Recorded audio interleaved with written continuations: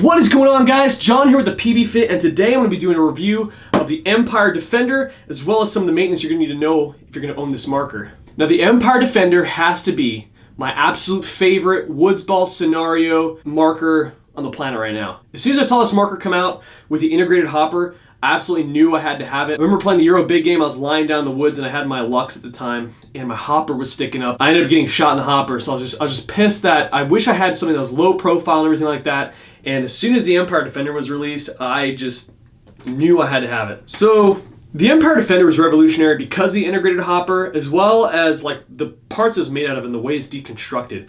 This is pretty much, it is a completely toolless disassembly for maintenance, and it's probably one of the coolest guns out there as far as looks. So it comes with a really nice barrel that takes freak inserts. Now, I ended up replacing the Empire inserts with GOG freak inserts because they're better.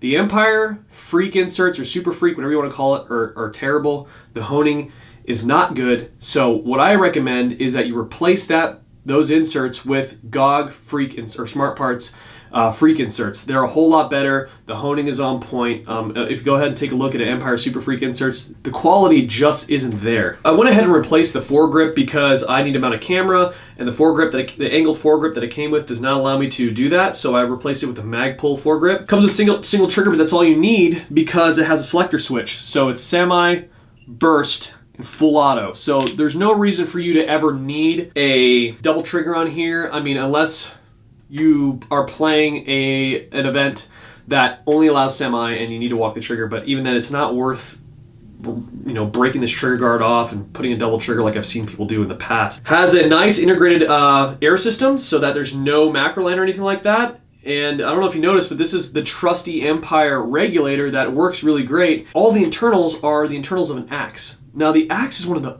best, I'd say, mid-range guns out there.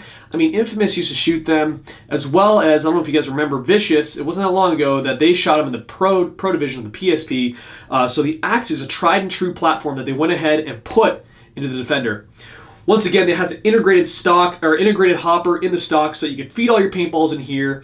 And it has a nice, like, I want to say like Halo, like Z2 style feeding system that really allows it to feed nice and smooth. Goes ahead and takes 6 AA batteries. It has a really nice Picatinny rail system that is metal, and this body, that's not plastic, that's magnesium. It is a magnesium shell. An incredibly tough metal that allows this Dfender to be freaking bulletproof. Now I went ahead and put some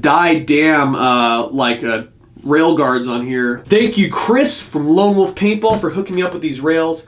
These rail guards, they're absolutely awesome. The great thing about this marker too is that it has a very great eye system that's pretty easy to clean, super easy to take care of. If you've ever had an axe, or if you've ever got to take a look at the Dfender and how it comes apart, which I'm going to show you here in a second, this thing is absolutely a dream to take care of. As you can tell, this thing's freaking dirty. I don't clean the outside. Like, I just don't, man. I don't have time to freaking wipe down this shit, because I mean, it gets freaking crap everywhere. So it has all these nooks and crannies. It's not the easiest to clean the outside. The Picatinny rails are not easy to clean. The little nooks and crannies are not easy to clean. So I just don't clean the outside. But what matters is what's on the inside, and that is what I take care of. So that's the overview of the Empire Dfender. Let's go ahead, bring the camera down, and do some maintenance. Alright guys, so the maintenance on this marker is super easy. So let's say you want to adjust the velocity. Right here, you're just going to stick an Allen key. It's going to go in these holes, and you're going to go up or down. Super easy to adjust the velocity. You want to go ahead and clean your eyes. There's a little tab here. Pull it down. You're going to see your eyes. Now this is a problem I have with this, is it's held down by electrical tape.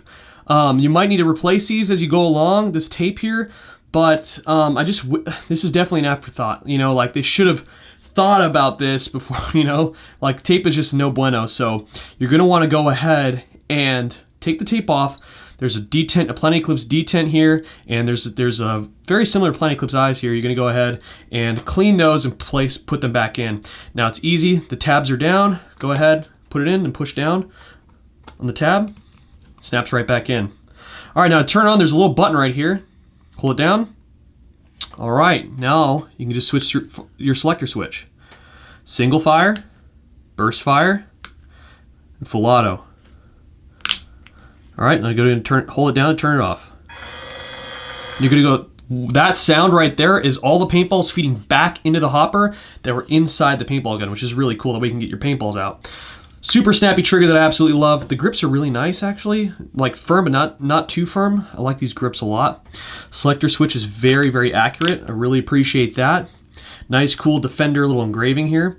Now, the way you take this apart is you're gonna go ahead and do these push pins. All right, so basically you're gonna have two push pins. You're gonna have the front push pin, which is gonna be shorter than the back push pin. You go ahead and slide this rail off, pull it back, straight back, and go and lift it up. Boom, comes right off.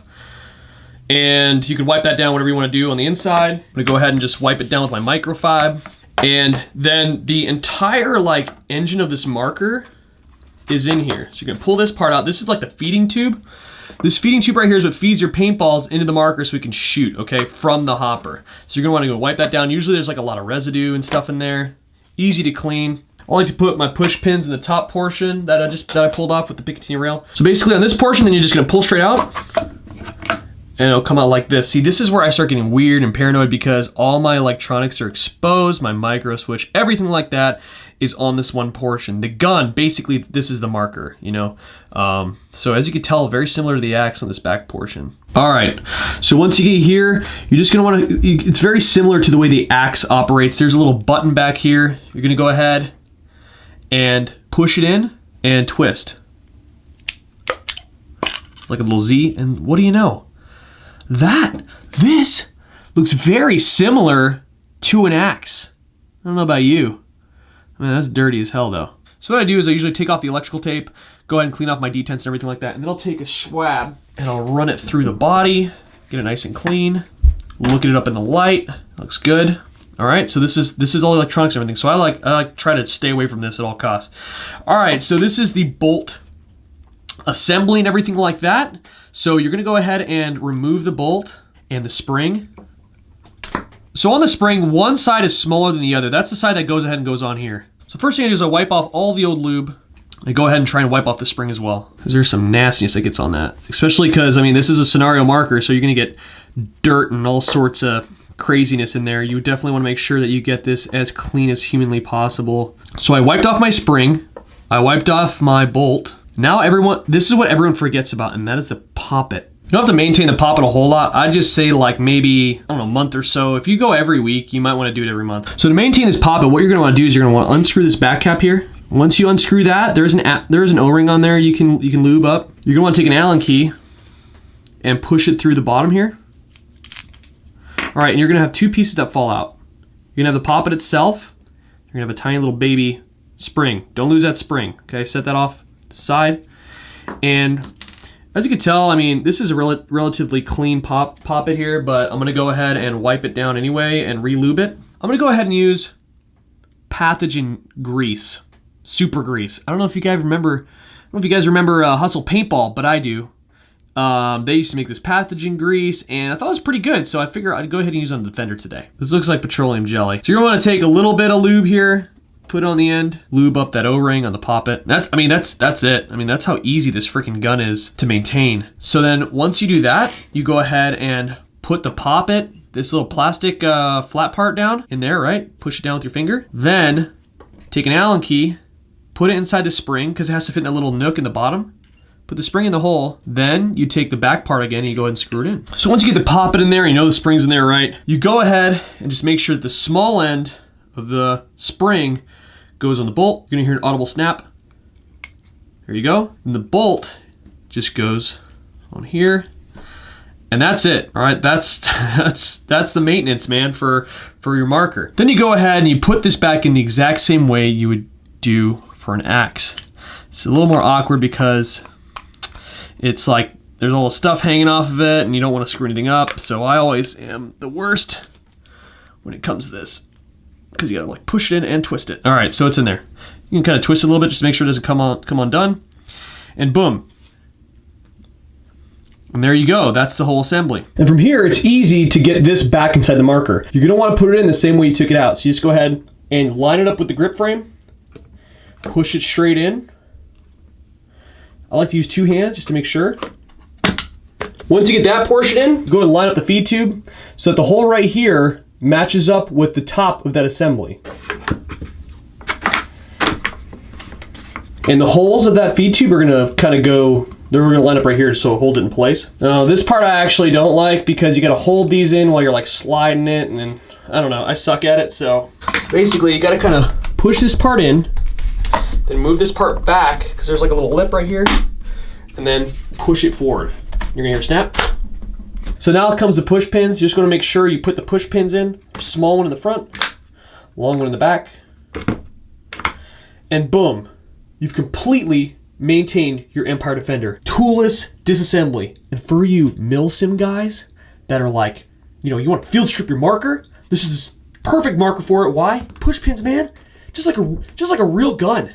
Am I right? So anyways, that's the maintenance. Super easy. Let's go ahead, bring up the camera for the conclusion. All right, so what do I think of the Empire Defender? This is the best, in my opinion, the best woods ball scenario marker on the planet right now. If you like MagFed, you might want the DAM, because you can go ahead and throw that box rotor on there, you get a high capacity, you can go ahead and put your first strikes in the magazines. I got it. But have you ever held a DAM with a box rotor? Thing is heavy, dude. You're not gonna wanna run around with that all day. You're not going to want to run around with a freaking DAM with a box rotor. This thing is lightweight, durable, holds a lot of paintballs, and honestly, the MagFed scene is awesome. It's freaking awesome, but I'm not there yet. Me, personally, I'm not there yet. So I wanted a Milsim marker that had all the bells and whistles, that wasn't MagFed, low profile, could hold a lot of rounds, really do suppressive fire. If you guys see my videos, this thing can lay waste on a scenario field. So that's why I went ahead and went with this. So in my opinion, the best woods ball marker, scenario marker you can buy right now. The trigger is super snappy. The eye system is absolutely amazing. I love the integrated stock. The regulator, while it is great, non-user serviceable. I mean, you can service it yourself, but then you lose that warranty. Something goes wrong with it, go ahead and contact the company. The barrel's great, no need to change it. Freak inserts of the bomb. Replace those Empire Super Freak inserts with GOG or Smart Parts inserts, and you'll be a happy camper. The integrated feeding system is absolutely fantastic until you start to run low on paint. That's when you start to see some feeding issues. So always keep this bad boy filled up. You're gonna need it anyway because it's gonna just freaking shoot paint like crazy. But that's one thing I noticed is sometimes when you start running low on paint, that has consistency with feeding issues. So that's one thing I'd like to see them improve on the Defender. One thing about this marker is that it is awkward to hold. I mean, it's like when you first shoulder it, it feels weird. I put the tank directly in because it sits nice under here. I don't want to have a remote line behind me and hooked up to me where I'm crossing over my body and stuff like that. I just want it to be nice and maneuverable, but it does feel awkward, you know, when you're first looking down it and you're first shooting it, and it is hard to get small. I'm gonna let you know right now, it is super hard to get small with this thing. And you're not gonna wanna like buy like a scope or nothing like that. If you're gonna buy a scope for this thing, you're gonna want a razor, because you're not gonna be able to look through it with a mask on. And there's no need for a paintball gun with a scope unless you have a first strike marker that actually shoots far enough to where you may lose sight of it and you actually want to aim with it, because there's no need for a scope on a regular paintball marker that shoots regular paintballs. I'm just saying, it looks cool. If you want to look cool, by all means, but other than that, it serves no real purpose to put a scope on here. One thing about the eyes, like I showed you in the maintenance part, is the eyes are held on with tape. There had to be a better way of, you know, making sure the eyes don't move in there than electrical tape. I just feel like that was like they just were like, oh shoot, we need to make sure the eyes stay in place. Let's go ahead and put tape on it. Seems like an afterthought. I wish that the eyes would be put in there better, I guess I could say. That's one thing that's frustrating. The way you change the velocity is so easy. You can as long as the Allen key fits in there, it doesn't matter what size it is. As long as it fits in there, you're good to go. You can go ahead and adjust it. Taking it apart is a cinch. Completely toolless. Maintenance is super easy. It's the axe internals. It is a tried and true system. This thing is going to shoot absolute ropes. If you've seen my videos, you've seen me actually just wreck people. And if you haven't, go ahead and check those videos out. I absolutely love using this thing, especially Living Legends, where there's so many people to shoot at. I just set this sucker on 10.5. There's no need to shoot faster than that. That's just my opinion. And it's a wall of paint, man. So I hope you guys enjoy this video. Don't forget to smash the subscribe button. Like the video, go ahead and share it, and interact with me on social media, whether it be on Facebook or Instagram, and I'll talk to you guys later. Peace.